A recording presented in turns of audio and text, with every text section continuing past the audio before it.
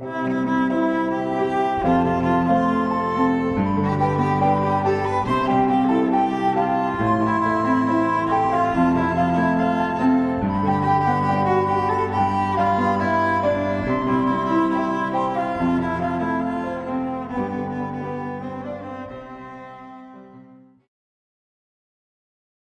Geneviève est née vers 400 après Jésus-Christ à Nanterre, près de Paris. Un jour, alors que Geneviève avait 7 ans, saint Germain d'Auxerre passait dans la région. En voyant que cet enfant avait la grâce de Dieu en elle, le saint la bénit devant tout le monde. Lorsque ses parents moururent, et alors qu'elle n'avait que 15 ans, Geneviève décida de devenir moniale. Elle déménagea à Paris, où elle vivait une vie ascétique. Tout le monde la respectait. Geneviève voulut également construire une église en l'honneur de saint Denis l'Aréopagite, qui était mort comme martyr à Paris. Mais un jour, les ennemis barbares s'approchèrent de la ville en détruisant tout sur leur passage. Pour cela, sainte Geneviève encouragea les habitants de Paris à prier et à jeûner, afin que la ville soit sauvée de ce grand danger. Cependant, peu de gens l'écoutèrent. Alors, celle-ci, accompagnée par d'autres femmes pieuses, monta sur les murs de la ville.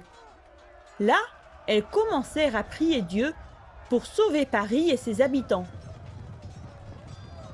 Soudain, l'armée des barbares changea de direction et n'attaqua pas la ville. Ainsi, par ses prières, sainte Geneviève sauva Paris. Une autre fois, une grande famine s'abattit sur la ville et les marchands ne pouvaient entrer dans Paris. Cependant, sainte Geneviève n'eut pas peur. Elle fit venir des vivres par des bateaux sur la Seine et elle les distribua à tous les Parisiens. Lorsqu'elle eut 80 ans, sainte Geneviève remit son âme à Dieu. Ces saintes reliques se trouvent jusqu'à aujourd'hui sur la montagne Sainte-Geneviève à Paris, à côté du Panthéon. Elle est la sainte patronne, c'est-à-dire la protectrice de Paris, et elle réalise jusqu'à nos jours de nombreux miracles à ceux qui la prient.